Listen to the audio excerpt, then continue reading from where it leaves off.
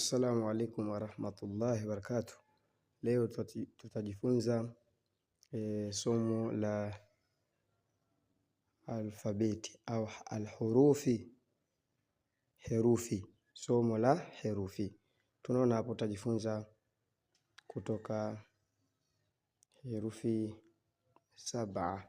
Tutajifunza herufi 7, na katika herufi 7 inshallah tutajifunza namna zinavyotamkwa na namna zinavyoandikwa na namna zinavyofanana na herufi za alfabeti za kawaida, herufi za kizungu au herufi za kawaida.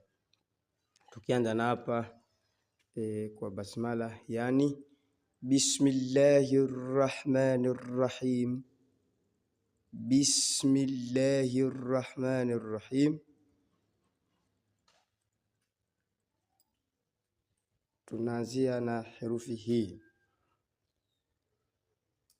Herufi hii inaitwa alif, ambayo iko mfano kama ni mkwaju tu au ni kama moja. Inaitwa alif. Alif inafanana na herufi a au a hiyo, kwa maana alif inafanana na a. Herufi ya pili ni ba. Ba, ba unaofumba mdomo katika utamkaji, na inafanana na b katika herufi za kawaida. Ba, ba, b. Hii tumesema ni alif, ulimi unaweka juu ya dali. Alif sawa na a. Ba, ba ina kidoti chini, ina kidoti chini yake hiki. Ba sawa sawa na b. Herufi ya tatu ni ta.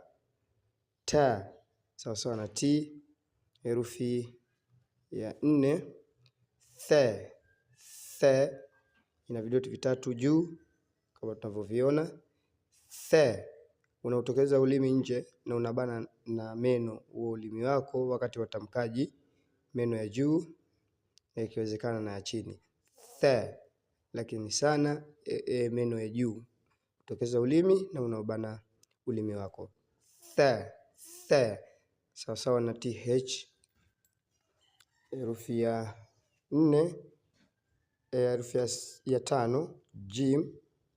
Jim, jim, jim.